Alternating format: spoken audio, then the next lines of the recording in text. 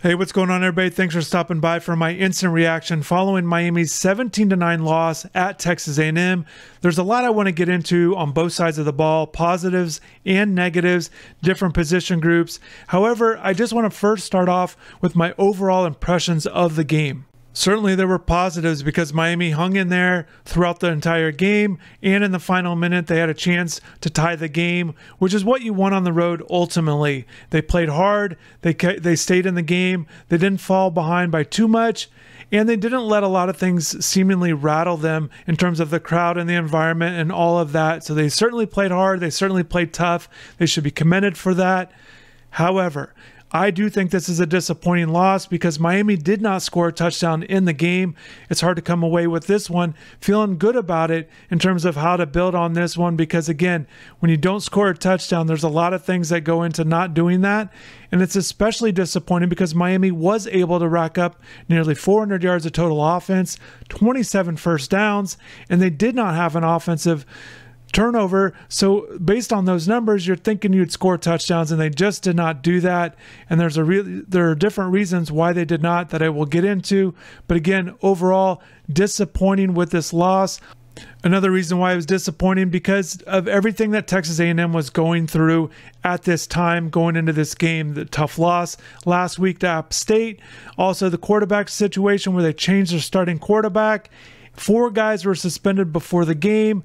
And also during the game, they lost 2 players to targeting. They were ejected, both in the secondary. So certainly there were positives for Miami, although they were 6-point underdogs playing on the road in a really tough environment.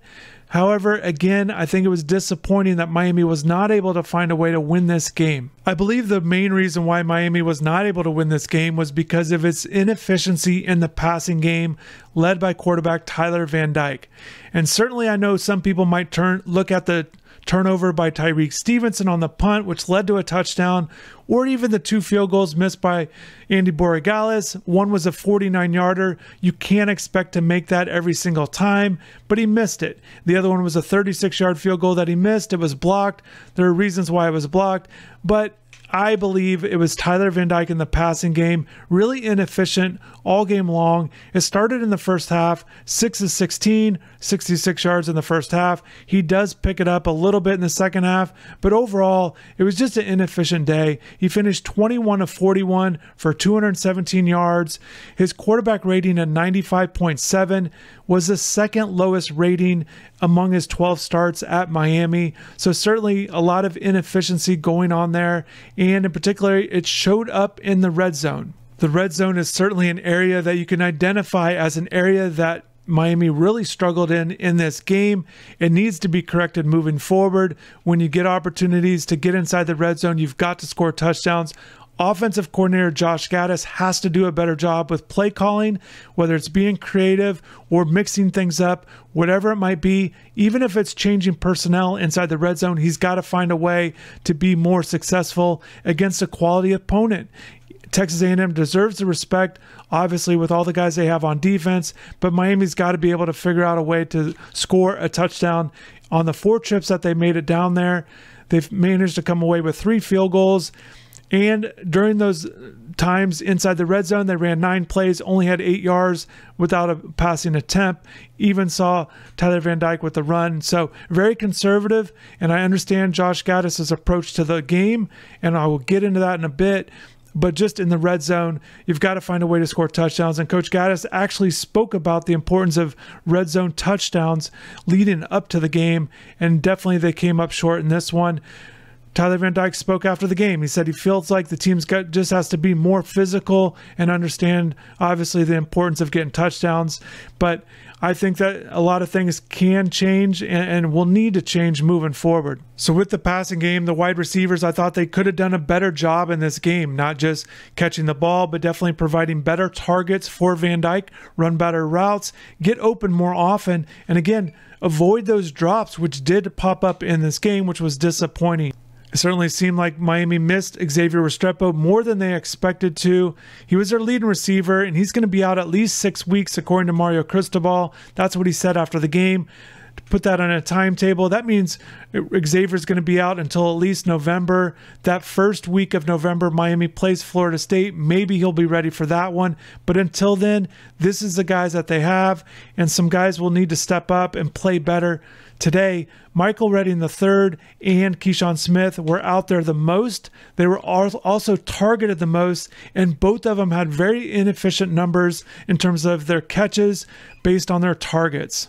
Starting with Keyshawn Smith, he had 3 catches for 42 yards on 9 targets, and Michael Redding III had 3 catches for 29 yards on 10 targets, which led the team. 3 out of 10 is not a very good number. There were times I thought both wide receivers could have came down with catches. Either they were tightly guarded or the ball might have been a little off. Tyler Van Dyke was certainly off on his accuracy throughout the day. However, I thought the wide receivers also could have helped him out on being able to close on some passes that were close to him, and they just didn't do that. There were a couple positives that I did notice today with the passing game. I thought it was good that Will Mallory led the team in receptions with 6. 56 yards also led the team. Those are good because you're always looking for production from Will. Last week he didn't have a catch.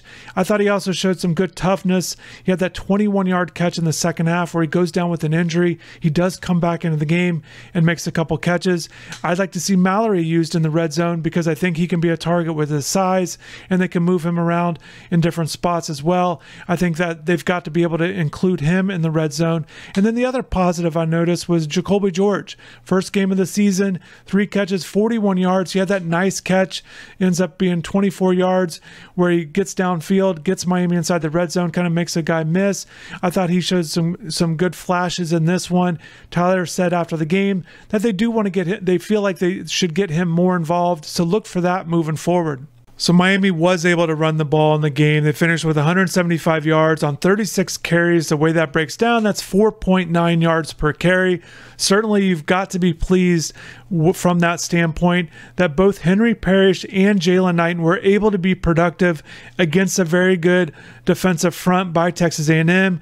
So certainly if Miami can run the ball against this team, they should be able to rack up yards moving forward. There were a lot of question marks. Personally, I had question marks if they were going to be effective in the run game in this one. Certainly they didn't break out any huge runs, but they were able to get those steady runs. Each of those backs, both of those guys had 3 runs of at least 10 yards. So that's good chunk yardage that you like to see. I thought that was good. I thought Henry Parrish getting that 20-yarder was good as well early on. So Miami did a good job running the ball. That's what they wanted to do. They've talked about it a lot since they've arrived as a coaching staff, and they ran well the first 2 weeks, and they did it again today. So Miami did do a good job. Certainly you'd like for them to be able to run the ball a little bit better inside the red zone. If they're going to get those opportunities, if Coach Gaddis is going to put the ball in their hands, they've got to deliver, and they were unable to do that in terms of getting across the end zone. All of the guys on the offensive line deserve a lot of credit for their play. Left tackle John Campbell actually stayed at left tackle, made his 3rd consecutive start. Zion Nelson was back, but they went with John Campbell, and I think that says a lot about with what they think about John Campbell. I thought today when I was watching him, I thought he did well. I'm very curious to see what the Pro Football Focus grade will give him. Definitely stay tuned to the website for that information after the game, a full breakdown as well as the snap count in terms of how often guys were on the field on offense and defense. And we did see Zion Nelson at right tackle, especially in the 4th quarter when DJ Scaife went down with an injury. I thought Zion did okay at times. Certainly that's not a position that he's played at in his career. There was a holding call that he had late in the 4th quarter that I thought was very pivotal, very disappointing. He had to do it in a sense, but he just got out of position there, so that was not good. But we will see how everything works moving forward with the offensive line. So let's talk about the defensive side of the ball. To me, this is the biggest positive takeaway from this game, to hold Texas A&M to 17 points. With the way that the defense played in this one, I thought it was very encouraging. James Williams at safety, I thought did a good job moving around to different spots. Also, he led the team in tackles with 7. He had 2 pass breakups. Very notable with the pass breakups today. DJ Ivey did a good job early on. He had 2 pass breakups, and so did DeCorey Couch. So Miami had 5 pass pass breakups early on in the game. I thought the secondary did a good job of really keeping things in front of them and being disruptive in the pass game. Did not let Max Johnson get very comfortable there. And once again, they did a good job. Max Johnson goes 10 of 20 for 140 yards and a touchdown. I think that was very good that Miami was able to keep him under control. The touchdown pass goes to Devon Achane, and that was a disappointing defensive play on the day because a lot of different guys had a chance to make a tackle.